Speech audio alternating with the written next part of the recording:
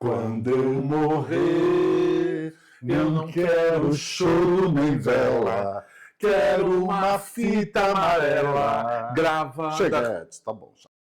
Gente, tudo bom? Estamos aqui. Estamos aqui com Antes da Bengala, 7º episódio da primeira temporada, O Vestido Caiu. E hoje eu trouxe aqui meu amigo, meu querido amigo Edson Oliveira. Seja bem-vindo. Muito obrigado, Eu faço Paulo. uma apresentação, porque eu copio a moça lá que eu gosto. Você faz uma apresentação? Eu copio as pessoas que eu gosto. Então Vamos lá. Apesar do tamanho, altura e peso, Edson tem uma leveza fantástica. O conheci no ano de 1990 e permanecemos amigos até os dias de hoje. Porque eu sou muito legal, gente. Que eu tenho que aguentar. Dono de um carisma absurdo, Edson começou como vendedor na área de moda, passando por assistente de estilo, estilista e também como estilista comprador, prestador de serviço para grandes lojas de departamento no Brasil. Passou por momentos muito difíceis na vida, que nós vamos falar sobre eles. Edson nunca perdeu o que faz dele uma das melhores companhias que eu conheço.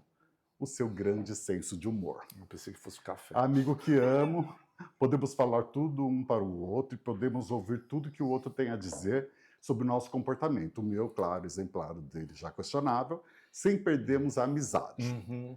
Com vocês, Edson Oliveira, meu querido amigo! Ei! Se a gente não puder falar o que pensa do amigo... não dá. Não tem Não condições. tem, não é amigo, né? Não Só é alguém amigo. que a gente conhece de longe. Amigo tem que falar tudo o que pensa. Entendeu? Edson, então vamos começar a sua trajetória no meio da moda, Ai, depois meu falar das Deus. suas mudanças e transformações. Onde tudo começou? Me conta. Eu trabalhava com shopping. Eu trabalhava com a administração do shopping Morumbi. Aí eu queria trabalhar com moda. E a Elos ficava muito perto de casa. Aí a Denise Ramos... Denizinha. Beijo, Denise. Denise entrou na Elos. E... Eu trabalhei com a Denise. Você trabalhou com a Denise. Eu adoro e ela. a Sandra entrou na Zump para trabalhar no showroom. E eu estava trabalhando na administração de shopping. Aí eu queria trabalhar com moda, sempre quis. Comecei a estudar na FAAP moda com Carlos Simões. Eu fiz curso com o Carlos Simões. Ele me odiava. Por quê? Porque eu não sou padrão. Para que ele pode ver. Azar dele. Eu não sou padrão. Ele gostava de mim. Ele Mas não eu gostava de mim. padrão. Eu não gostava. Aí eu comecei a fazer curso de moda e um amigo meu, que é o Orlando, abriu 3 lojas da Elos. Ele era filho do dono do Barateiro. Você não conhece? Eu tenho. Ele é primo do Diniz. Aí ele abriu 3 lojas da Elos e chamou eu para trabalhar. Eu não sabia vender nada. E eu fui trabalhar na loja da Elos, que era PS. Sim, que eu comecei na PS. Que era de costume, terno, gravata. Tinha que uma roupa masculina meio formal. tinha que trabalhar de gravata. E aí eu ficava rezando para ninguém entrar na loja. E aí eu fazendo o curso. Que louco! Aí eu terminei o curso, fiquei amigo do pessoal da fábrica, saí da fábrica, o Beto estava precisando de um assistente na Camisaria Nacional, que era o Bira, né? Uhum. E eu fui trabalhar de assistente na Camisaria Nacional de Estilo. Eu já tinha terminado a Então você fábrica. trabalhou como assistente do Bira, né? Do Bira. Comecei O a Bira assistente era do um Bira. estilista que já tinha passado pela Elos. Tinha passado pela Elos. O Bira trabalhou em um monte de lugar, né? Conhecido. Aí estava na camisaria. Eu lembro que Aí ele entrou na camisaria. Bastante tempo ele ficou lá, né? Ele ficou... Camisaria eu fiquei 8 anos, depois eu fiquei mais 4 na Companhia da Camisa. Aí eu... Em camisaria eu tinha 12 anos de experiência. Bastante. Aí eu saí e fui trabalhar na loja Americanas. E a gente se conheceu quando eu entrei na Elos, em 90. E aí eles iam fazer uma viagem e eu tenho um grande amigo, Paulo Matos, que ia viajar com eles para Atibaia, né? A gente fazia E aí isso. o Paulo falou para eles que tinha um amigo, se podia podia ir convidar. levar um amigo novo. Aí eu fui Ai, meu com os Deus. meninos e a gente se deu super bem. A gente foi muito no... divertido, né? O dono da casa era um holandês, Ah, porque tinha uns tamancos eu holandeses. lembro. O Paulo vestia os Eu tamancos. ficava Ele sapateando. ficava sapateando o dia inteiro com aquele tamanco. E foi muito engraçado. Eu tinha um namoradinho, você lembra? Eu tinha um namoradinho, levei o namoradinho. Aí o menino não falava, isso dava comigo. Ele não falava, aí virou... O apelido dele virou What's Your Name? Foi muito bom. Aí, na segunda viagem, o Paulo foi de novo. Aí a gente ficou amigo, fiquei amigo de toda a turma. A gente... E a gente é amigo até hoje, né? A gente faz... Quer dizer, alguns brigaram, outros viajaram para o exterior e estão morando fora, mas a gente, o núcleozinho continua ali, né? Mas é engraçado quando a gente começou... Porque eu tenho amigo, e o Paulo também tem, de infância. Eu tenho. Eu carrego eles até hoje. Carrego não, a gente é amigo. A Denise era de ginásio, a Sandra. Eu tenho alguns amigos de muito tempo. E eu gosto de preservar os amigos. Entendeu? Os amigos que valem a pena, claro. Que os que não valem, a gente joga fora. É que às vezes tem momentos da amizade que você tem umas adaptações, né? Tem uns estranhamentos, aí você se afasta e depois você às vezes se reaproxima, porque a gente vai amadurecendo e também vai aprendendo a lidar com as falhas do outro, né? Porque a gente fica só esperando as qualidades. E eu acho que uma coisa boa de quem tem muito amigo é que a gente consegue saber as funções de cada amigo, né? É muito difícil você ter um amigo que cumpre todas as funções que você precisa no seu dia a dia, né? Aquela pessoa que é boa para ir no hospital também é boa para se divertir. Não também. é. É difícil, você tem que ter vários amigos para situações diferentes e saber o que esperar de cada um sem se frustrar muito, né? Claro que quando tem questões de caráter envolvido é outra história, mas eu acho que relacionamento muitas vezes se termina por causa de expectativas, né? Porque você tem uma expectativa diferente do que a pessoa pode oferecer. Eu lido bem com eu sozinho, muito bem. Eu não preciso de ninguém hoje para sair, eu saio sozinho. Eu vou jantar sozinho, eu vou em cinema sozinho, eu vou para boate sozinho, eu vou para show sozinho. E eu aprendi isso. Isso aí você tem que aprender. Eu tive uma fase que eu também fazia tudo sozinho, agora eu ando bem preguiçoso. Mas a coisa que eu mais gosto de fazer hoje é ficar em casa. Então, amigo, eu converso. Nossa. Amigo, eu falo por telefone. Eu gosto de reunir as pessoas em casa também. Também gosto. Bom, e daí, Edson? Voltando ao teu trabalho. Aí, o que acontece? Quando eu entrei na Camisaria Nacional, não. Quando eu entrei na Elos, foi em 89. E o que acontece é o seguinte: eu tenho um estilista que eu gosto muito, que é o Gianfranco Ferrer, que eu já falei dele para você. É um italiano que foi fazer Dior. Em 89 ele entrou na Dior. Gianfranco Ferrer é um gordo lindo. Era, né? Morreu. Ele faleceu? Faleceu. Ele teve um AVC. Não lembro. E eu, se tem esse cara fazendo Dior, qual o problema de ser estilista, né? Não é bem assim. Eu esqueci que eu usava 46 de calça e me chamavam de gordo. Na moda tem isso. Na Gordofobia, moda, né? A moda, 46 você é obeso. Tô errado? Tanto é que você não vê na produção de peças, mesmo na indústria, geralmente não chega a 46 quando você faz uma moda mais jovem, e quando chega a 46 a modelagem é deformada e você compra a calça e a calça não veste como veste 44 para baixo. Não, o gancho muda. Eu vou dar um exemplo. É um equívoco. H&M está entrando no Brasil. Ela vai até o 46 na loja. Se você quiser comprar na loja, até 46. Se você quiser até o 52, você tem que comprar no site. Você não vai ter na loja. Entendi. Quer dizer, já está excluindo o gosto de ir na loja. Entendeu? Então, aí eu entrei na moda, não sabia que tinha. A Zara não tem esses tamanhos. A Zara não tem nem tamanho. A Zara quase nada me cabe lá. O meu 46. O meu sogro usa G, magro, é magro. E não tem roupa para ele na Zara. Entendeu? A Zara você só compra sapato. E olha que é apertado ainda, hein? Porque o Para pé de falar amava. mal da Zara. Ah, Sara, tá. nós chamamos. Ele ama, eu nunca amei. Eu não consigo amar a Zara. Agora, e aí, o que aconteceu? Você percebeu que Que eu rolava ia, gordofobia. que eu ia sofrer bastante. Aí, principalmente quando eu saí da Americanas e eu tive que... Mas você ainda não falou de Americanas, Não. então Vamos... retrocede e volta. Retrocede, Aí depois que você fez toda essa fase de camisaria, que entrou essa fase de estilista comprador. Comprador. Na verdade, eu ia para a China, eu desenvolvia toda a modelagem aqui, porque a modelagem chinesa não bate com a modelagem brasileira, com o corpo padrão brasileiro. Eles são bem pequenininhos, e quando o homem é grande e alto, ele é bem magro. Então, a roupa não batia. Aí eu desenvolvi a modelagem aqui e pilotava lá. Pilotava aqui, claro que eu tinha que saber se a modelagem estava certa ou não. A gente faz a pilotagem...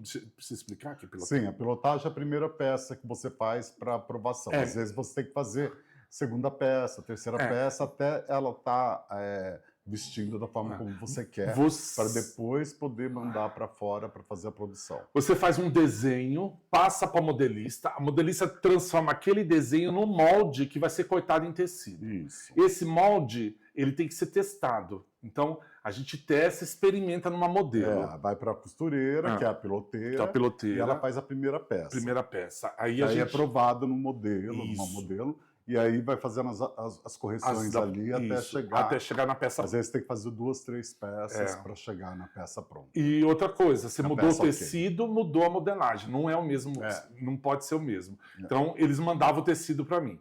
Então, eu já chegava lá com a peça já pilotada.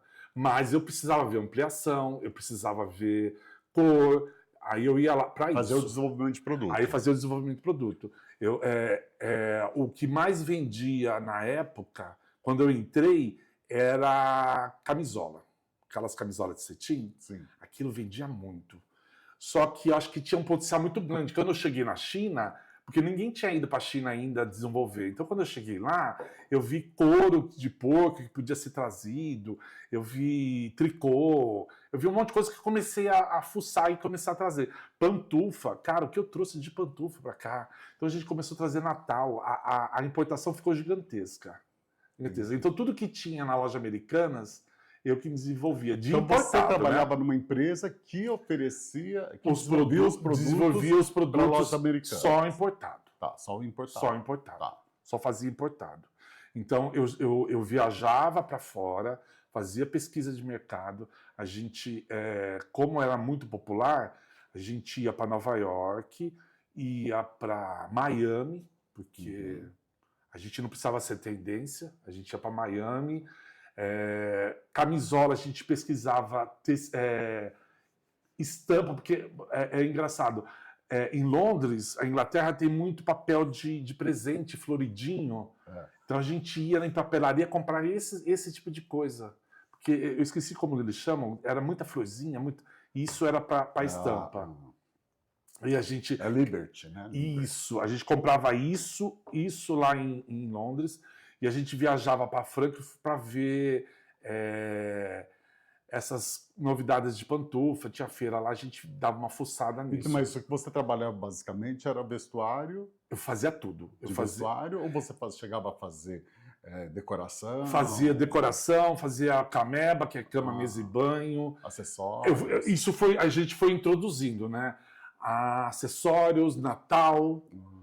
Natal, a gente fazia Natal, e aí começou a ir para a Índia também, porque a Índia importava algodão, então trazia algumas coisas de algodão para cá, e a Índia é boa em algodão e bordado, porque a China, ela faz qualquer coisa. Se você quiser, qualquer coisa. Ainda tinha, ele até falava, a gente faz de Giorgio Armani até Brás. Isso vai depender de quanto você quer pagar. E deixa eu te falar uma coisa, como era a China, Edson? Era maravilhosa. Eu cheguei na China, a primeira vez que eu cheguei na China, a primeira vez foi em 98, tinha acabado de abrir. O aeroporto, eles escreviam o gate com giz, era uma louça, E aí eles colocavam o número do avião, o gate, e eles colocavam em chinês. Eu falei, meu Deus legal, do né? céu, e agora? E tinha umas coisas... o banheiro na China é diferente do nosso. Agora não é mais, eu acho que agora... Mas é aquele de você ficar de cócoras. Ah, a França também tem esse banheiro. Tem isso? Eu nunca fui para Tem, que você não, tem é uns muito buraco esquisito. no chão e você coloca os pés. Assim. Não, eu não esquece, né? Eu vou ter Paris, alguns hotéis ainda tem. Ainda tem isso? Pelo menos quando eu cheguei aí, faz tempo que eu não vou para a França, mas na época que eu pesquisava bastante lá, tinha, alguns hotéis tinham. Não, é esquisitíssimo. Não, imagina eu desse tamanho, era que não era desse tamanho, né? Era o conceito daquela privada que existia nas casas mais de campo, na casa de sítio, né? Dos sitiantes, que a privada era fora, né? Muitas casas, né? Eu lembro que uma vez eu viajei para Paraná, que é aquelas casas de madeira, e realmente o banheiro ficava fora. Essa parte do banheiro ficava fora. Então, e era essa privada. Era essa privada. Então o aeroporto era assim, o aeroporto era velho, assim, muito velho, eu lembro disso. Aí levaram eu assim para fora e falaram assim, olha, Edson, tá vendo esse descampado aqui? Eles estão construindo o aeroporto novo. Não tinha nada. Eu falei assim, Ele falou, a próxima vez que você vier aqui, você já vai descer no aeroporto novo. 6 meses depois, eu estava de volta na China, o aeroporto estava pronto. É impressionante. A China era um canteiro de obra. Eu ficava no interior da China, né? Então, até chegar lá, aqui demorava uns 35 horas para chegar até Beijing. Aí de Beijing até onde eu ia, mais umas 12. Era cansativo. E aí eu já chegava ralando, porque eu tinha 45 dias para montar tudo e trazer de volta. E não tinha sábado, não tinha domingo, não tinha nada. A gente trabalhava direto. Até porque eu tinha que trazer tudo, porque eu tinha que apresentar depois para ver quantidade de que ia pedir, os packs, otimização de container. A importação não era só desenvolvimento, tinha um lado burocrático que era chato. E aí, como foi essa história? Você ficou quanto tempo fazendo isso? E como foi? E depois disso, o que aconteceu? Aí eu fiquei 8 anos fazendo isso. Eu adorava fazer esse trabalho, porque todo lugar que eu quis conhecer no mundo, assim, eu era louco para conhecer Londres, eu fui. Eu queria conhecer Nova York de qualquer jeito, eu fui. Então, esse lado era muito satisfatório. Um belo dia... proporcionou isso. Porque você ia a trabalho. Também. Eu ia a trabalho, mas era tão bem organizado que eu chegava lá, eu já tinha aonde eu ia jantar, porque eles queriam que a gente tivesse experiências, entendeu? Então, saiu um restaurante novo em Nova York, no Sorro. A gente tinha reserva. Nossa, nunca trabalhei em lugar que eles quisesse que tivesse experiência. Não. A não ser de ficar trabalhando feito um louco. Não, Quando você tirava um tempinho que você ia para algum lugar, depois das redes sociais, piorou. Porque na hora que via que você estava se divertindo um pouco, você sorriu trabalhando. Não, era uma delícia, cara, era uma delícia. A gente ia para Broadway, a gente tinha tinha jantar com algum famoso, às vezes, como a Americanas tinha muito, tipo, L'Oréal, aí fulano de tal tá maquiando, aí a gente tinha jantar com essa pessoa, a gente ia para esses lugares, era muito legal. Os hotéis eram sempre melhor, ficava no Sheraton. Você ficava nos piores. No final, depois começou a ficar no Pensilvânia. Mas no começo era Sheraton. Uma vez estava eu e a Luísa no Pensilvânia, e aí eu tinha ido para Amsterdã, eu encontrei o Aloysio em Miami, de Miami a gente foi para Nova York. Aí chegou no Pensilvânia, tinha o quarto era terrível, mas ele era grande, assim, tinha um armário, assim, onde a gente colocou todas as coisas que a gente tinha comprado, que a gente ficava olhando, né? E aí tinha 2 ratinhos. O Mickey e a Minnie, 2 camundongos. Dentro do quarto? Dentro do quarto. Olha, tava na Disney. Na Disney, tem É. Silvânia. Não, Depois eles se reformaram, não sei como tá eu falava pra mim, Nova York não tem café da manhã. Eu falei, como não tem? É claro que tem. Também o hotel que eu ficava, né? Aí eu fiquei no Pensilvânia, não tem café da manhã. Não tem. Não, mas a experiência é tem boa. também que é minha, às vezes você dá sorte. Nossa, pelo amor de Deus, cara. Mas é triste quando a gente vai. Aí o que aconteceu? Eu fui mandado embora. Aí, antes de ser mandado embora, a coisa é tão engraçada. A Hering tinha me convidado para trabalhar com eles. E eu esnobei. Tonho. Tonho. Porque eu falei, imagina, eu tô aqui. Você é muito Tonho. Eu viajo, eu faço tudo. Eu vou trabalhar na. Tonho. Ó, Tonho. Eu vou trabalhar na Hering, vou ter que ir lá pro sul. Ó, Toninho. Eu vou ter que ir lá para Santa Catarina. Não vou. Não, vou receber 5 vezes mais. Não vou. Tô aqui bem. Ainda que eu sou jovem, tenho energia. Não vou não. Não, imagina, Tonho não vou. Total. Aí o que aconteceu? Recusei. Uns 4 meses depois fui mandado embora. Aí eu falei, vou bater lá de novo, né? Quem sabe? Né? Perdi a vaga. Aí o que aconteceu? E a vaga nunca mais surgiu. A vaga nunca mais surgiu. Inferno. Eu fui procurar emprego. Comecei a procurar emprego. Mas antes de começar a procurar emprego, eu era muito metido. Você era, Era muito metido. Você era metido. A vida vai dando os tomos, a gente vai ficando mais humilde. Eu só observava. Eu era mesmo, eu sei. Você ainda é um pouco. Sou gente boa.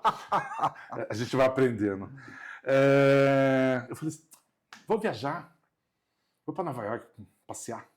Eu desempregado. Estava desempregado. Eu falei, imagina, meu currículo é maravilhoso, eu vou viajar. Fui para Nova York, torrei. Gastei tudo. Você acreditou? Acreditei. Torrei. Glamour. Aí eu tava casadinho. Falei assim, vou fazer uma lua de mel no Nordeste. Também voltei, torrei tudo. Quando eu voltei, a realidade bateu. Bateu a porta. Bateu. E como foi procurar trabalho? O que você sentiu? Você sofreu gordofobia? Claro, quando eu fui procurar trabalho, eu entregava meu currículo, as pessoas me chamavam para entrevista, porque o currículo era bom, mas não tinha foto, né? Quando eu chegava na entrevista, eu tenho 2 experiências péssimas. A primeira era um cara que fazia roupa para C&A. Falei, nossa, vou tirar de letra isso, né? Cheguei lá, o lugar era no Belém, longe da minha casa. Mas tudo bem, né? Cheguei no local, o escritório era sujo, mas era sujo. Porque eu estava acostumado a trabalhar só em lugar legal, tudo arrumadinho, tudo limpinho, a menina servia café, tá? Cheguei lá. A mesa do cara era um pó assim, ó. Aí eu cheguei, eu comecei a olhar, né? Eu na mesa dele. Bater uma tristeza. Não, eu pensando assim, eu fiquei pensando em. Foi o seu primeiro contato com a depressão? Eu fiquei pensando, nossa, se a sala dele é assim, imagina o banheiro. Eu fiquei pensando, né? Nossa, olha isso. Aí ele perguntou, aí ele vira e fala uma frase. Ele falou assim, você não acha que é muito gordo para ser estilista? Eu falei, eu e você, né? Ele era gordo? Ele era gordo. E ele estava questionando por que eu era gordo. Aí, quando eu falei isso, eu falei, ih, ferrou, acabou a entrevista. Acabou a entrevista, cara. Ele ficou puto. Mandou embora. Eu fui entregar coreano também, tem um preconceito danado com gordo, né? Eu fui entregar um currículo para uma coreana. Ela falou, não, muito gordo. Não, muito gordo. Aí eu olhei para a cara dela e falei assim, eu sou muito gordo e você? O que você é? Aí eu falei, não dá. Não dá mais. Aí eu comecei a trabalhar numa empresa uma vez por semana, toda quarta-feira. Lembro, toda quarta-feira. Foi a última coisa que eu fiz de moda. Aquelas roubadinhas que a gente entra e não é bom? Não, o problema é que eu não estava acostumado a trabalhar freelance e você chegar lá, faz sei lá quantos desenhos, vê uma pilotagem. Não, e pior, né? Quando você trabalha freelance, que você ainda não sabe como funciona o esquema, e aí tem dia que você desenha muitos modelos. Então a pessoa está esperando que você faça, tipo, vamos supor, vamos jogar aqui 30 modelos por mês. Aí tem um dia que você chega lá e você desenha tipo, uns 15. 15, né? é. Porque você ainda não está vendo tecido, ainda não está vendo nada, né? Aí você desenha uns 15, aí no outro dia que você vai, você desenha mais 15, deu os 30, né? Aí a pessoa fala, não precisa mais agora. Gente, Não, é de uma cara. aconteceu comigo. Aí eu falo, não, você tem que ir lá e desenhar 5. E aí você tem que fazer um tipo que está sofrendo Tá muito sofrendo para fazer. Eu não sei fazer isso. Olha, É tão absurdo. eu era casado nessa época, o Fábio ainda morava no interior. O Fábio veio passar o feriado aqui em São Paulo. Eu falei, Fábio, eu vou começar o trabalho na quarta-feira, eu quero já levar toda a coleção pronta. Passei o final de semana desenhando, vendo estampa, montei a coleção. Cheguei lá na quarta-feira, falou, olha a coleção que eu fiz. O cara olhou, fechou e falou assim, tá ótimo. Aí pegou, pôs na gaveta dele. Falei, o que eu faço? Ele falou assim, dá uma olhada na fábrica. Mas você foi muito... Ele me mandou embora na outra quarta-feira. Deus, que Tonho, o retorno. Aí eu saí chorando no José Paulino. Eu liguei pro Fábio e falei, me mandaram embora. Fábio era teu namorado. Era meu namorado. Fui casado 13 anos com o Fábio. E aí? Ai, nunca mais eu quis trabalhar com moda. Edson, Entrei em depressão. Essa coisa eu lembro quando começou essa coisa do urso aqui no Brasil. Né? Não? Veio essa cultura do urso. Porque você sempre foi uma pessoa acima do peso. Mas você sempre foi um cara grande. Você é mais alto que eu. Eu tenho 1,87, você tem quanto? 1,90. Então, mais alto que eu. E essa cultura do gordo no universo gay, que por um lado é interessante, porque existia a cultura da Barbie, né, do homem padrão, com o corpo perfeito, e que era uma ditadura, né, que deixava todo mundo que não gostasse de academia frustrado e colocado num reles lugar nesse universo. A boate era assim. A boate não tinha essa coisa, não era segmentado. Tem uma boate para isso, tem uma boate para aquilo. Não tinha isso. Boate era todo mundo junto. 60% da boate eram os malhados. E eles ficavam tudo sem camisa, oprimindo os outros 40% que ficavam no canto. Eu nunca gostei. E as pessoas não entendiam. Eu chegava na boate e via aquele povo um monte de malhado e eu não gostava daquilo. Não era o que eu queria. Entendeu? Mas eu também não entendia o que eu queria. Porque eu me interessava por gordo, mas eu não tinha essa noção que eu gostava de gordo. Eu tinha essa noção que eu gostava de uma pessoa mais cheia. Mas você acha que...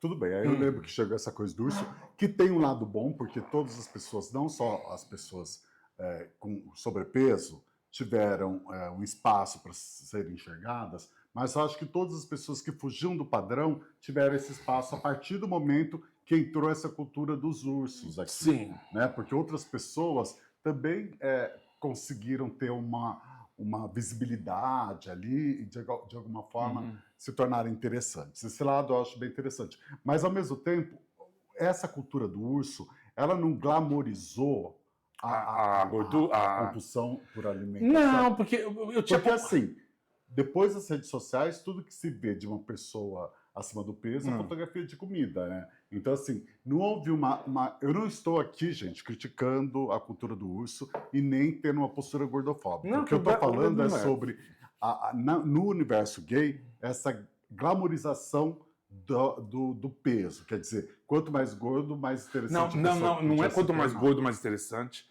Eu vou dar um exemplo. Eu tenho compulsão alimentar. Eu também tenho. Não, mas é que você tem uma diferença de mim. Eu gosto de gordo e eu não tenho problema de ser gordo. Tá. Não tenho o menor problema. A questão, na verdade, é assim, se eu andar com pessoas compulsivas, eu dá vazão. Não é vazão. Então, meus amigos gordos, eu como feito condenado quando eu tô com eles. Você sabe que eu como feito condenado. Mas você já come. É que depois ele passa fome. Ele não gosta de ser gordo. O Paulo não gosta de ser gordo. Ele se incomoda com a barriguinha. Não cabe nada na minha roupa. Então, ele não gosta. Pra mim tá tudo certo, entendeu? Eu tenho vários tamanhos de roupa. Então, eu engordei um pouquinho, eu passo pra usar aquela roupa. Eu engordei mais um pouquinho, eu passo... eu perdi peso, eu tenho esse aqui. Então, eu tenho roupa desde 2001. Tá lá, eu vou usando. Não, também tenho roupa antiga, mas por exemplo, meu peso hoje, eu consigo vestir meia dúzia de calça. Mentira, tem um monte, um não, armário eu tenho um gigante. monte, mas que cai de mim é tipo meia dúzia. O resto não tá cabendo. Outro dia eu queria usar uma calça nova. Então, eu não gosto, eu não quero mais consumir moda da forma como eu consumia quando eu trabalhava com moda. Porque, primeiro, eu não sinto mais a necessidade de estar com uma coisa nova. Né? Eu acho que eu já tenho bastante coisa no guarda-roupa e eu vou inserindo uma coisa ou outra que eu compro numa liquidação, ou num brechó, ou alguma coisa assim. Mas eu não tenho mais essa necessidade de estar com item de moda. É que a partir do momento você que não eu está estou mais trabalhando com moda, então você não tem que ficar... Mas eu tenho muita coisa legal que não cabe em mim. Então é lógico que eu quero tenho um emagrecer quarto para só poder, tem um pra quarto poder só de vestir roupa. aquilo. Agora, mas eu acho que quando houve essa coisa do gordo, da glamorização do Você acha que eu urso, engordei mais? eu acho que todo mundo engordou mais. Não, eu vou E dar um todas exemplo. as pessoas que eram gordinhas engordaram muito, porque quando você faz parte... É igual a mesma coisa da Barbie. Quando você tem lá o teu corpinho padrão direitinho, mas existe uma cultura, eu vejo um amigo nosso que você conhece, que tem um corpo, ele não tinha, ele era gordinho, depois ele começou a ir na academia, ele ficou com o corpo super bonito, Tá com corpão. mas ele Agora quer virar exagerou. um super corpo, o braço dele tá desse tamanho. Exagerou. E aí ele teve agora uma época que ele emagreceu, e ele falou comigo, porque emagreceu, aí ele veio aqui, não tava nada magro, eu falei, você tá ótimo. E ele, não, porque eu tenho que ficar assim, ele tem que ficar Moscow Bear, né? Que é um tipo de urso também, que é o urso musculoso, que é o que, por incrível que pareça, na cadeia alimentar dos ursos, ainda assim esse é o topo de urso.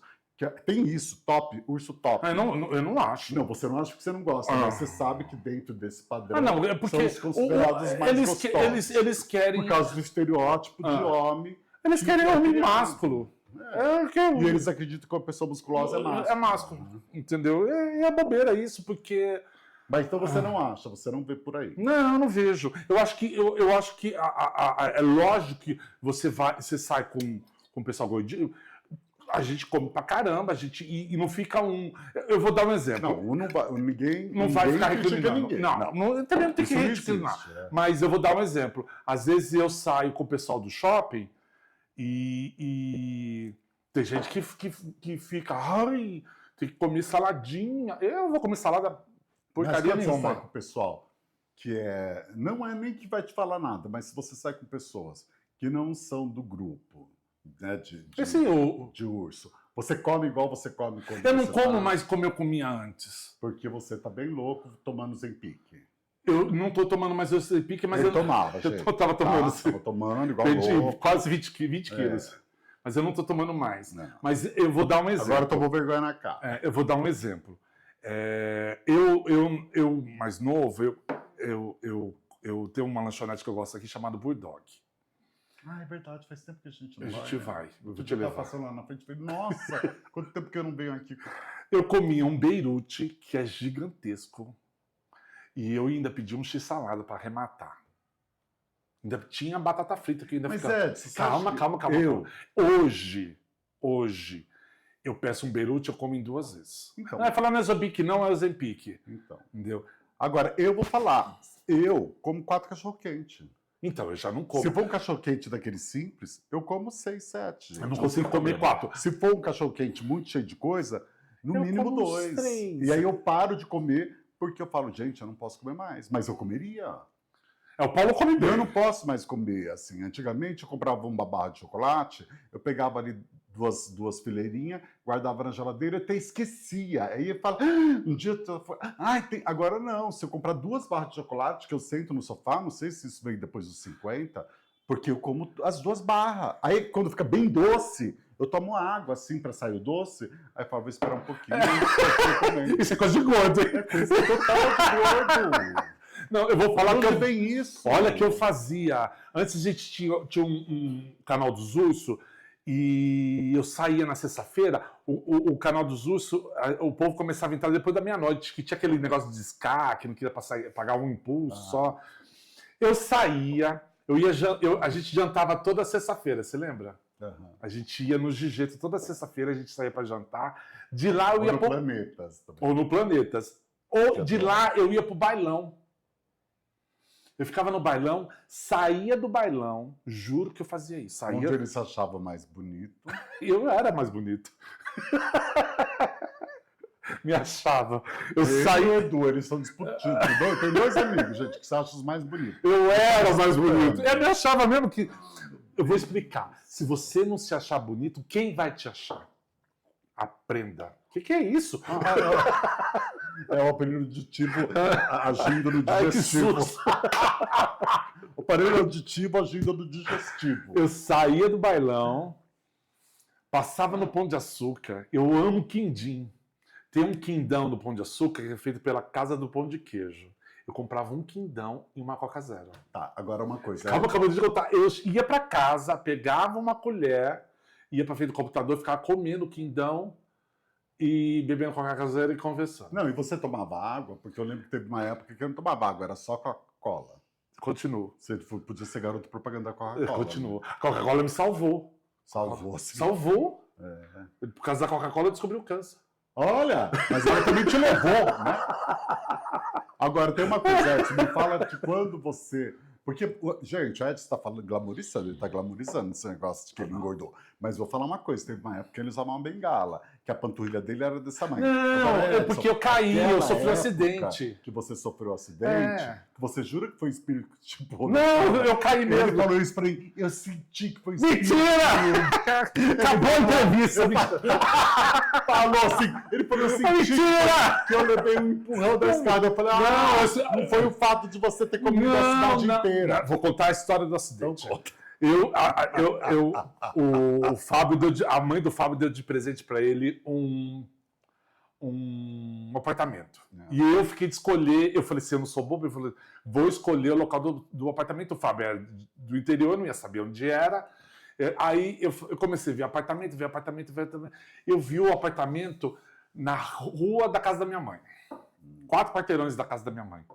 Eu falei assim, vamos comprar esse apartamento. Aí comprou esse apartamento, ficava muito perto da casa da minha mãe. Minha mãe ligou e falou assim, Edson, a NET saiu, TV a cabo saiu, será que você não pode chamar o cara e vir aqui? Eu falei, ok. Aí eu fui, chamei o cara da NET, fui, almocei na casa da minha mãe, e a Amanda tinha acabado de ganhar neném, a Manu. Manu tinha uns 7 meses, 8 meses. E eu desci a escada da casa da minha mãe correndo. Estava acostumado. Feito escada de rara. Feito escada, exatamente. Só que no último degrau, eu desequilibrei. O espírito te empurrou. Não empurrou nada. Eu dobrei o joelho assim, ó, e aí eu escutei o joelho. Plá, plá, plá, plá, plá, plá, plá, desmaiei e Quanto caí. que você tava de peso? Era bastante. Era uns 200 quilos. Era bastante. Era. O Edson ocupava aquele sofá de 2 lugares. Né, eu acho que ele vai apanhar hoje. Mas era legal você jogar em cima dele, porque parecia que tava... Era fofinho, né? Era um puff. Aí eu peguei, desmaiei. Quando eu acordei, o cara da NET estava passando por cima de mim, assim, que a minha sobrinha desceu, o cara escutou o barulho, e o cara estava passando por cima de mim, assim. Aí chamaram o bombeiro, o corpo de bombeiro. Levaram eu para o hospital. Quando eu cheguei no hospital, eu fiquei lá no hospital, tudo. Eu comecei a movimentar a perna, deixaram eu cair no banheiro. Nossa senhora, gente do Aí céu. eu fiquei 8 meses sem andar. E quem cuidou de você foi sua mãe. Minha mãe fofa. Sua mãe maravilhosa. Fofa, minha mãe, sensacional. Fiquei 8 meses sem andar. Eu tive 2 erros médicos. Um deles foi, ele não passou o remédio que aplica na barriga para não ter trombose. Eu tive trombose e embolia pulmonar. Eu quase morri. Eu lembro que eu comecei a passar mal, o Fábio chegou lá e falou, o que você tem? E eu só queria dormir. Eu falei, não sei, eu tô com sono. Aí ele falou assim, aí eu comecei a tossir sangue. Aí ele falou, vamos chamar a ambulância. Eu falei assim, não consigo ir hoje, amanhã. Só vou amanhã, não consigo ir hoje. Olha a loucura, né? Aí chamou a ambulância, só saí de casa com a ambulância. Eu chamou a ambulância às 6 da manhã para me pegar, a ambulância bateu. Chegou 11 horas. Aí chegou lá, quando eu cheguei, foi uma correria, corre para cá, eu não entendia nada que estava acontecendo, corre para cá, você vai ser internado. Aí quando eu olhei assim, estava toda a família lá, eu falei, ixi, não estava entendendo nada, né? Toda a família lá reunida. Aí, quando eu fui internado, todo mundo chorando, eu falei assim, morri. E eu tô aqui, mas isso Mas eu não tô sabendo, eu tô morrendo. Eles chorando, tudo chorando. Aí, quando eu cheguei na UTI, eu passei 30 dias na UTI. Quando eu cheguei na UTI, o médico falou, seu estado é gravíssimo. Eu falei, olha que beleza. Ô Edson, e aí quando você conseguiu se recuperar, né, de toda essa fase, foi depois que você fez a bariátrica? Aí você fez a bariátrica. Seguido disso? Não, a previsão não era andar mais. O médico me operou, era do São Paulo, do jogador do São Paulo, e ele era um filho da puta. Pode falar palavrão? Eu acho que pode, não sei, a gente faz bem. A previsão não era andar mais. E aí eu comecei a andar, mas ele falou assim que o músculo não ia aguentar mais, eu resolvi fazer a bariátrica. Eu nem falei pro Fábio. Comecei a fazer os exames, comecei a fazer tudo, avisei quando eu ia operar. Vou fazer a bariátrica. Aí você fez a bariátrica, você chegou a 95, não é? Eu cheguei a 100 quilos, eu tinha 220.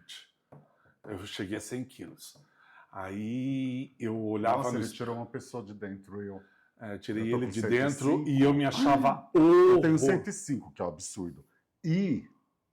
Você tem 1,90m, quase 90. Então, mas você me tirou de dentro de você. Tá vendo? Nasceu. Oi, mamãe! Oi, mamãe! Sai! Eu me achava horroroso, mas eu olhava. Eu tenho um negócio com o Frankenstein hoje, por causa dessa época. A minha bunda tinha 3 pregas, assim. Eu me achava o demônio. Por que você não fez Eu não fiz porque eu falei assim, quer saber de uma coisa? Eu comecei a ler e ver tudo sobre... Porque eu ia fazer... Eu ganhei uma parte da plástica, ia pagar a outra, e eu comecei a ver... As pessoas sofriam demais, é muita dor, muito não sei o quê. Eu falei assim, eu não vou fazer isso. Quem gostar de mim vai ter que gostar do jeito que eu sou. O Edson, e aí a fase do biscuit foi qual? Foi antes ou depois disso? A fase de biscuit foi antes de tudo isso. Foi depois que eu falei com a coreana, a gente pulou um pedação. A coreana falou que era muito gordo,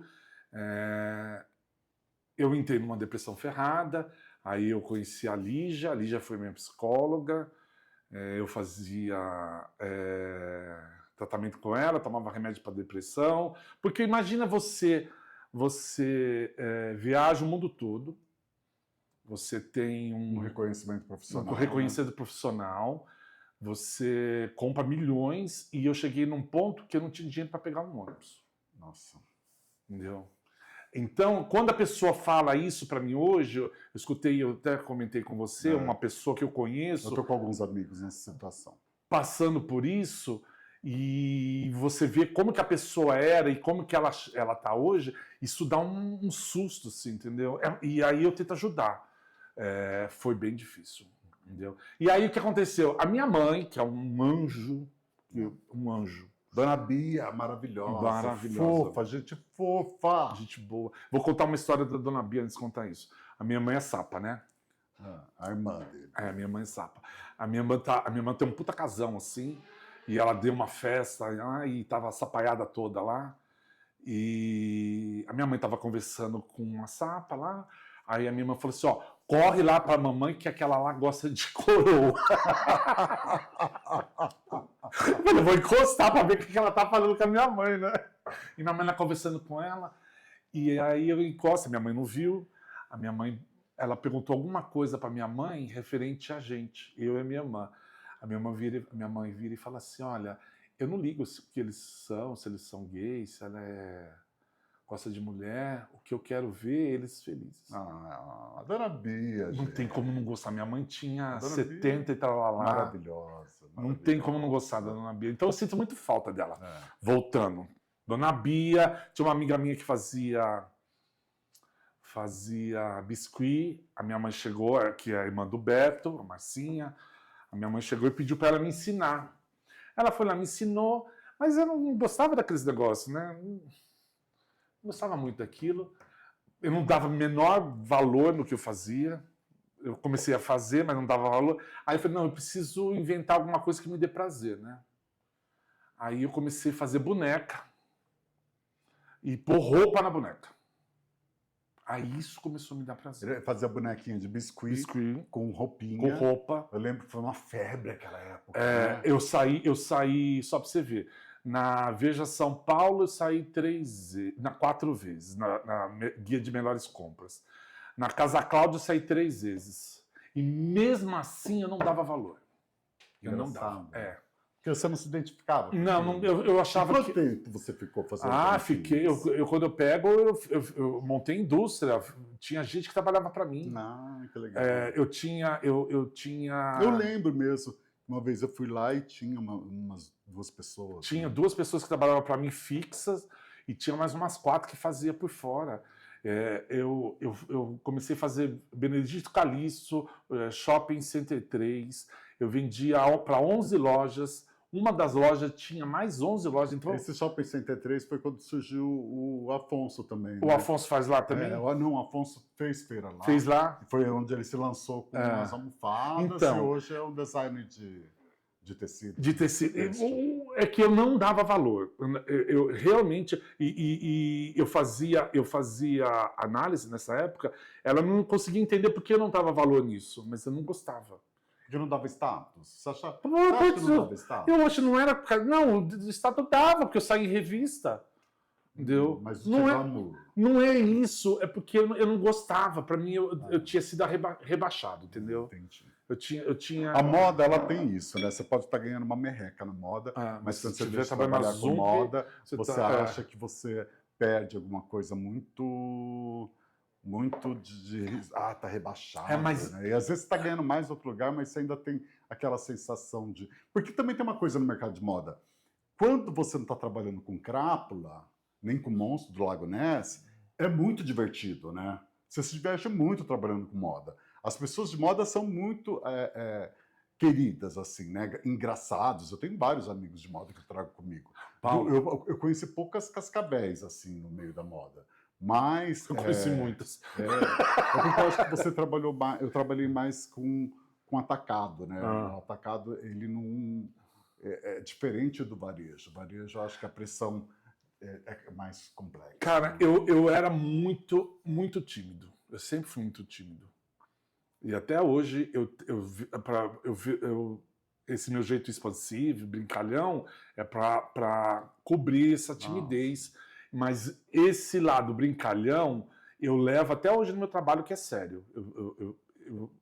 Depois a gente vai falar do meu trabalho. Eu tenho uma teoria que diz, se não for para se divertir, não quer... não, tem gente que ganha $15 mil, né? Não tem aquelas que não saem de casa por menos $150 mil. Não. Eu não saio de casa se não for para Se não for dar risada. Se eu não for dar risada, eu fico quieto. Se eu acordar segunda-feira e for trabalhar sem me divertir, sem brincar, é melhor ficar em casa, entendeu? Lá eu vou dormir, entendeu? Eu não consigo também. Eu vou trabalhar e eu vou trabalhar com o maior bom humor. E todo mundo fala assim: por que você brinca tanto, sorri tanto? Passa por o que eu passei, vocês vão entender. Eu também. Eu não sou uma pessoa que chega mal-humorada no trabalho. Não. Só se acontecer alguma coisa lá no ônibus. A gente nunca. No transporte, alguma coisa assim. Pode pegar café? Pode, claro, eu pego para você.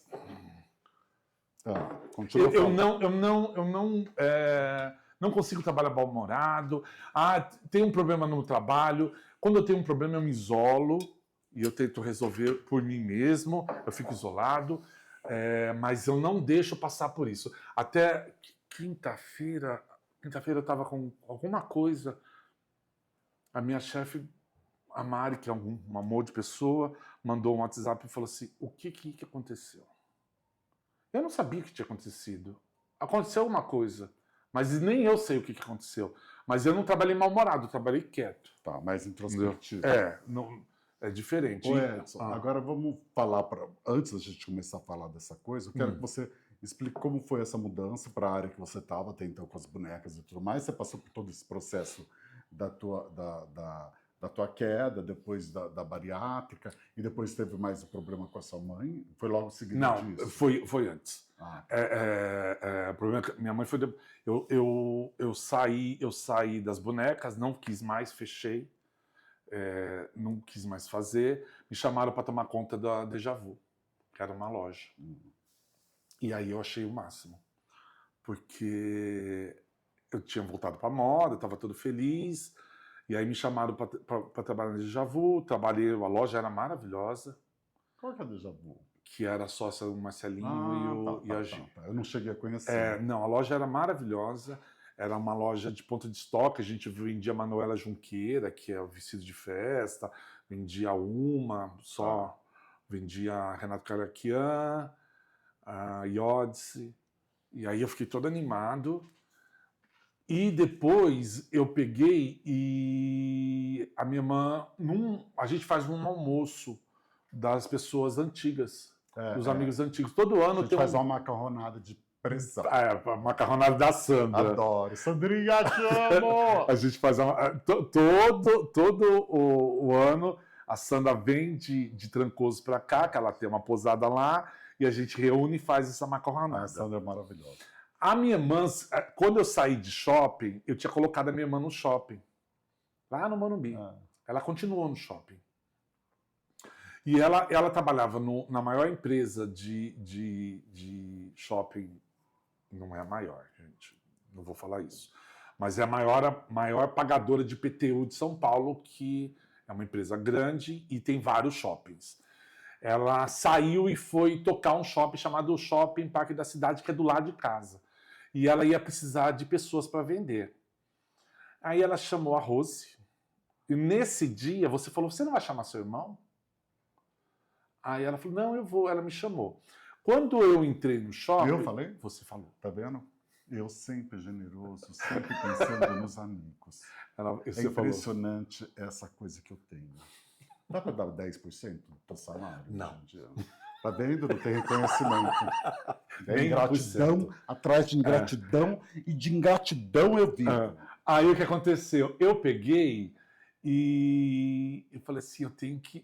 Quando eu cheguei na empresa, foi muito engraçado que eu já conhecia todo mundo, porque todo mundo trabalhou comigo no Shopping Morumbi. O Chico foi gerente de marketing no Shopping Morumbi. O dono da empresa foi meu chefe no Shopping Morumbi. Tem que ficar meio impressionado? Tem que fazer Tem que, porque...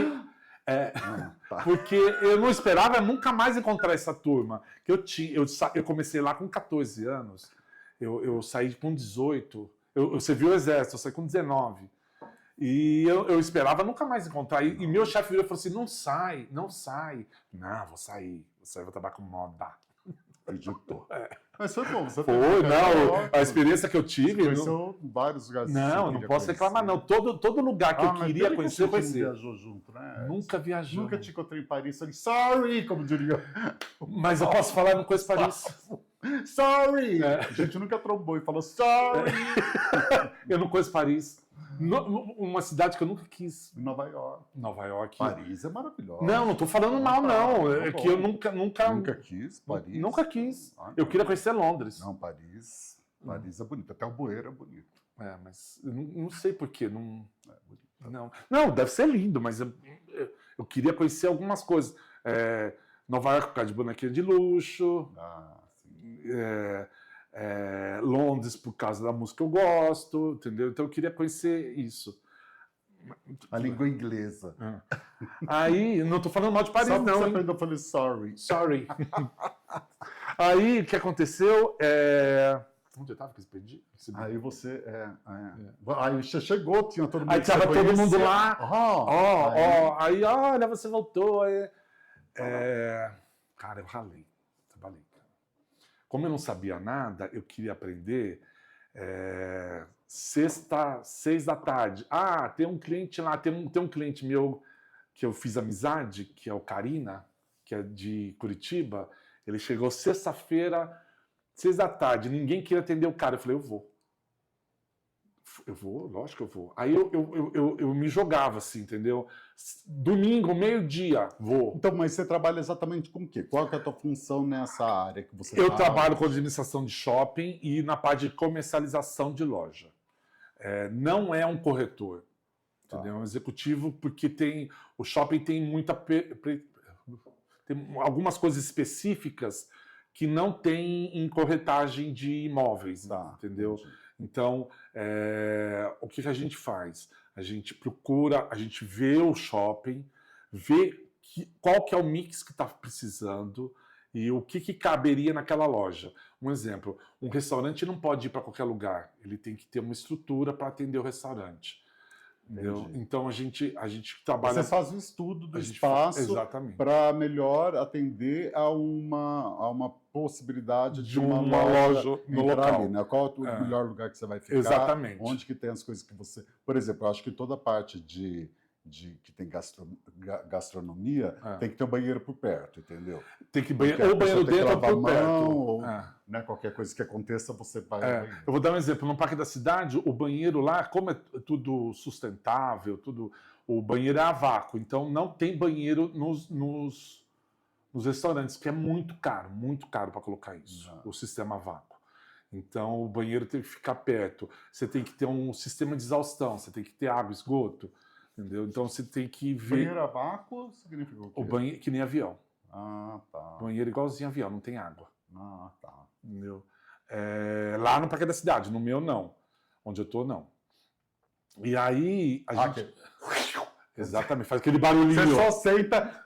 Não, é muito desagradável, porque você. Até limpa pra você. É muito. Gente, você não tá entendendo. Você tá no. O banheiro a vácuo, você tá no restaurante, você escuta.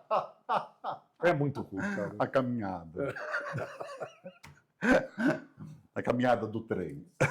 Aí eu faço isso. Trabalhei 8 anos. Geralmente eu fico 8 anos nas empresas. Fiquei 8 anos lá no Parque da Cidade. A Mariângela foi trabalhar no Trimais e me chamou para trabalhar lá. E agora estou 1 ano e 6 meses lá. Então, e você tá. E no final você acha que é esse tua profissão hoje? Ou se alguém falasse, Edson, você quer voltar a ser estilista? Não, nunca mais. Um salário milionário? Aí eu penso. Aí você pensa, porque na verdade isso não vai acontecer. É salário milionário. Eu estou muito feliz. Eu acho que Eu estou muito feliz onde eu estou. Eu estou realizado onde eu E estou. deixa eu te falar uma coisa agora, Edson. Você acabou se reinventando profissionalmente. Tinha que Você me saiu da reinventar, moda, sim. E aí, Aí eu te fiz Porque eu lembro de uma época que você estudou modelagem, inclusive eu dei meus cadernos de modelagem, de mulagem que eu fiz em Nova York para você, e eu tô pedindo de volta, você nunca devolveu. Eu tenho que perguntar. Ione, me ajuda! Ione, ajuda ele. Pedi pra Ione. Uma raiva. É assim.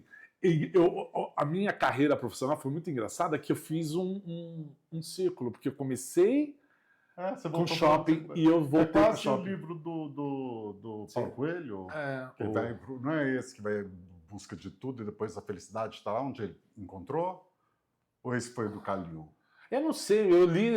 Gente, tem uma memória memória. que é assim que eu li, eu não sei se é do Paulo Coelho, É Brida? Não, aquele primeiro que fez sucesso. Diário de um Mago. Não, o primeiro. É Diário de um Mago. Não, aquele que é bem famoso, que foi traduzido para tudo quanto é canto. O ilusionista, não. O alquimista. Alquimista. Aí ele vai tudo para chegar à conclusão que é lá onde ele começou que ele é feliz. Tem do Calil também, né? Calil, não sei o que lá, Calil, Gibran Calil. Sei lá. Também tem a mesma história. E aí... então, assim, mas você teve um outro momento muito sério, né? Depois da bariátrica, que foi a tua mãe. A minha mãe, eu comecei a trabalhar no shopping e a minha mãe ficou 20 anos solteira, viúva. Aí ela arrumou um namoradinho. Era tão bonitinho. Mais ou menos. Foi difícil para mim, porque ver um cara encoxando a sua mãe. O cara tinha 91 anos, cara. Ele era professor de filosofia da USP. Tava melhor que a gente. Juro, ela encoxava a minha mãe. Olha que safado. Nas festas. A minha irmã dava muita festa, né? E a gente ia lá. Eu só ficava olhando. Falei, vou até virar aqui que eu não quero ver isso. Mas ela tava tão feliz, cara, que... Ela desabrochou, assim, entendeu? Ela ia em baile, eu levava ela em baile, eu virei o pai, né? Sábado à tarde eu levava ela no baile, quando dava 8 horas ia lá buscar. Aprontava, ela era safadinha, ela é minha tia, 2 safadinhas. Aí ela arrumou esse namorado na costureira. E ela começou a ter um relacionamento, pra mim tava ótimo. Um belo dia, ela terminou com ele. um pouco antes do Natal. Terminou, estava depressiva, passou o Natal triste, o Réveillon triste. A gente preocupada, ela não falava o que tinha acontecido, só falou que não voltava mais para ele. E no dia 16 de janeiro de 2020, ela teve um AVC. Uhum. O AVC dela foi seríssimo. Ela ficou com o lado esquerdo todo. O AVC foi do lado direito, paralisa o lado esquerdo. Ela ficou com o lado direito, o lado esquerdo todo paralisado. A gente cuidou dela há 4 anos, eu acho. Cuidou mesmo. Tinha que dar banho. É difícil você dar banho na sua mãe. Nossa, imagino. É difícil, cara, você pegar. A minha mãe não queria que eu desse banho, porque ela não queria que eu visse ela pelada. Eu falei, mãe, agora só esquece disso, entendeu? Agora a senhora é um bebê. Dava comida, dava banho, levava em médico, ela penteava cabelo. Ela não podia, como ela não se movimentava, a gente começou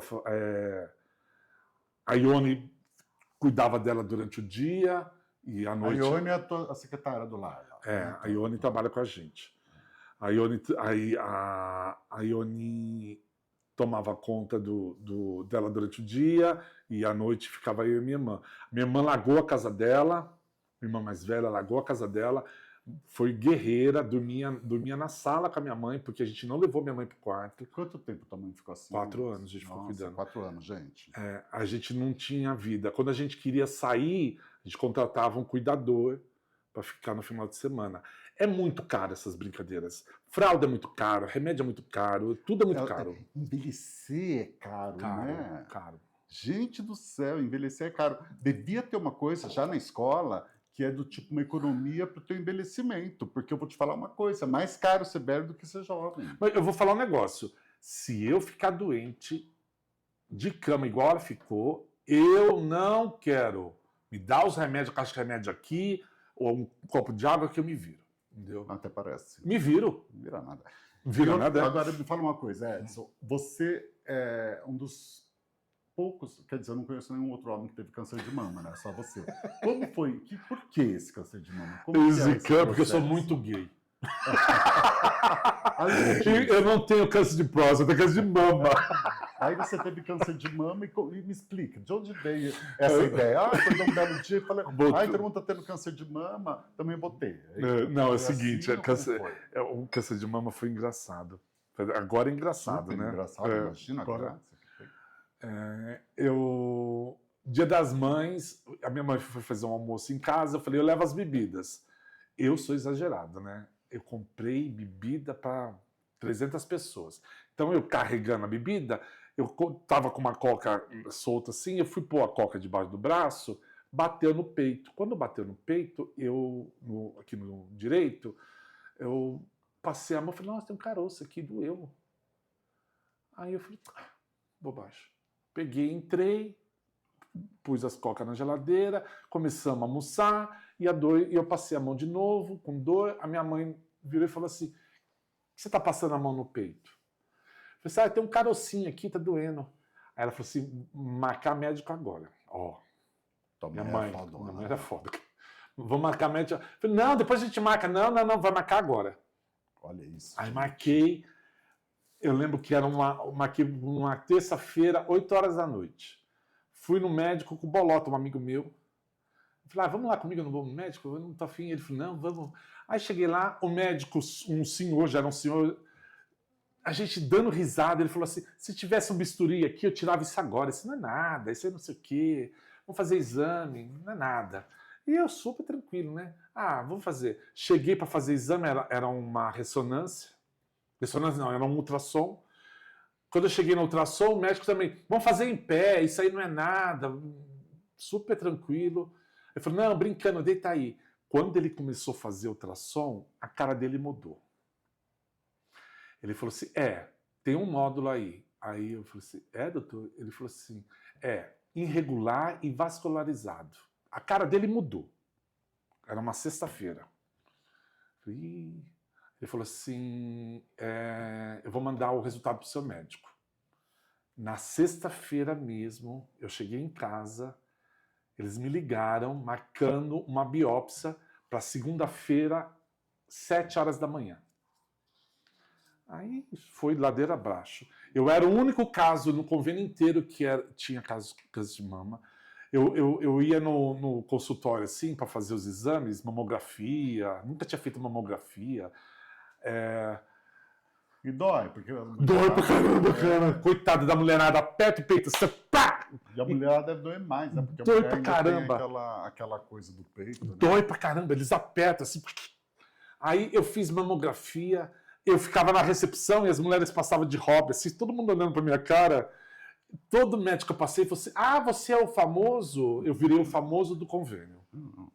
Aí eu tive câncer, do câncer. Eles deviam ter te usado para fazer uma propaganda, né? Podia, meu primeiro sutiã. Não, e assim, homem também tem câncer de mama. Tem câncer de mama, exatamente. É uma coisa muito interessante que eu acho, que eu quero discutir muito no Antes da Bengala, é essa coisa, eu não sou nenhum especialista nessa coisa de saúde, aliás, eu sou péssimo, né, gente? Porque hoje eu virei. Eu deixo tudo quando eu tô, assim, tipo, eu acho que eu vou morrer, então eu vou ao médico. Mas eu acho que a gente tem que conversar mais sobre as doenças que atacam o homem, né? A gente não fala sobre andropausa, a gente não fala sobre... Porque é muito difícil o homem... Homem não vai no médico. É muito difícil o homem assumir que, de alguma forma, ele está falhando.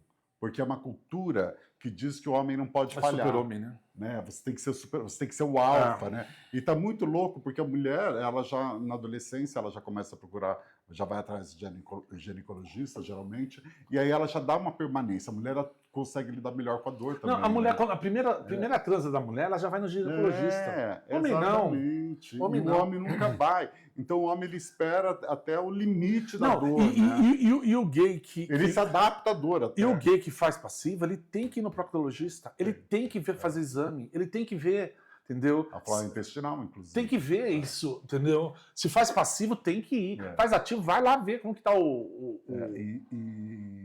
Agora, voltando à história que você falou... Aí, o que aconteceu? Eu operei... O Beto foi maravilhoso quando eu operei, porque todo mundo ficou me assustado. O Beto, gente, é o teu novo parceiro. Não é novo parceiro, é o parceiro dele atual, 11 anos. Já faz 11 anos, que é maravilhoso. Maravilhoso. Que o Beto é mais legal que o Edson. Mas o Edson que não é muito. Mas o Beto é mais legal. Mas não, eu sou legal e o Beto é legal.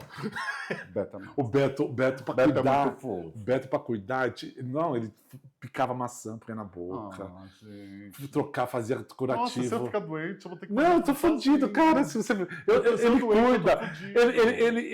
Ele queria dar banho. Eu falei, não, Beto, não precisa dar banho. Eu tomo banho. Ele secava todas as partes. Sabe que se eu ficar doente, eu vou ter que fotografar tudo que tem nesse estúdio e falar assim, você não quer vir aqui em casa e me trazer um prato de sopa? E mostra uma foto do que eu vou dar para a pessoa.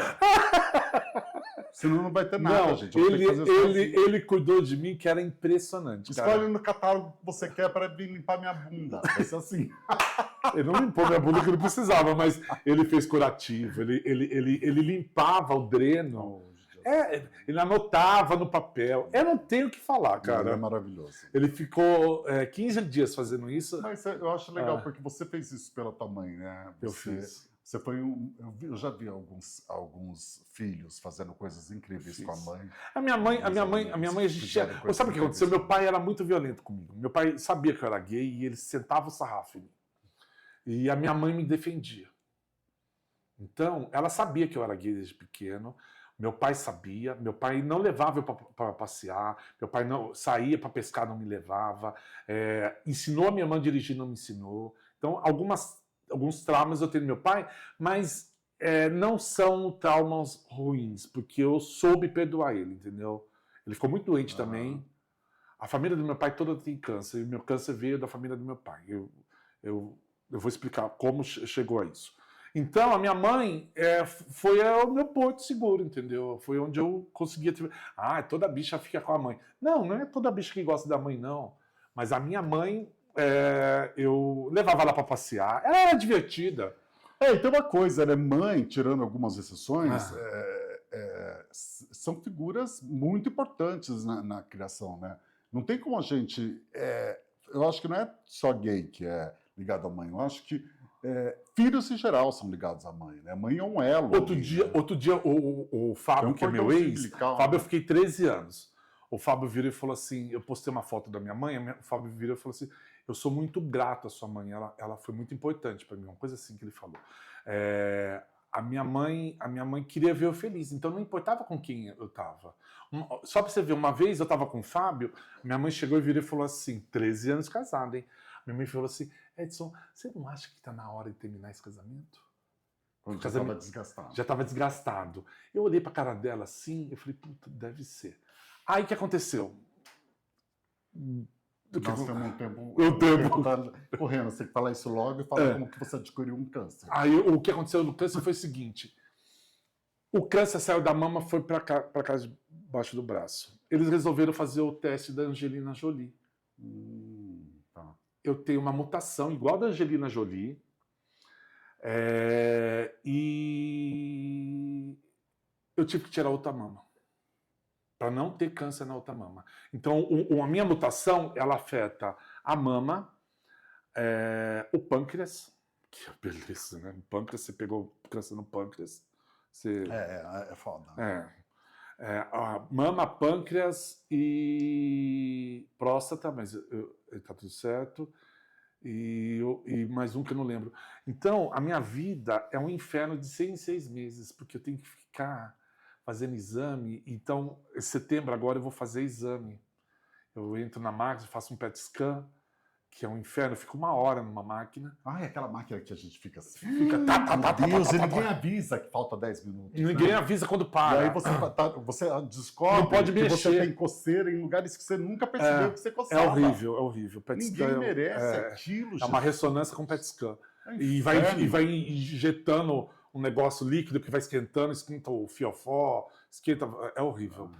E aí eu tenho que fazer esse exame, eu tenho que fazer um exame de ossos, que é horrível, que o líquido vem num negócio assim, que vai introduzir, é uma seringa de metal, o frasco é de metal. Aí eu perguntei, vem cá, se cair uma gota aqui, o que acontece? Aí ele falou assim, tem que fechar o andar. Se cair uma gota no chão, fecha o andar, mas no meu corpo pode. Entendeu? E aí eu descobri isso.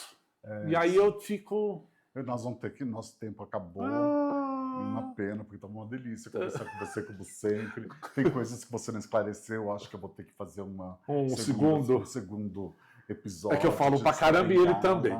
E é o seguinte, gente.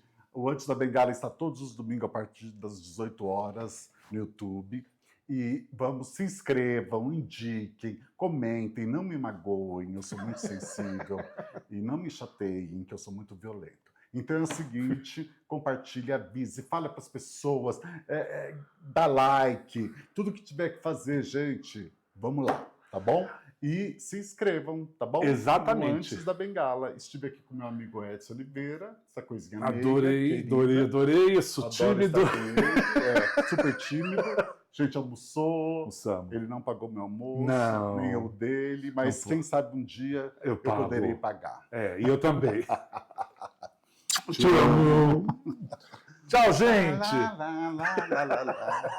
Agora fica assim e aparece as inscrições. Aí aparece. É sério?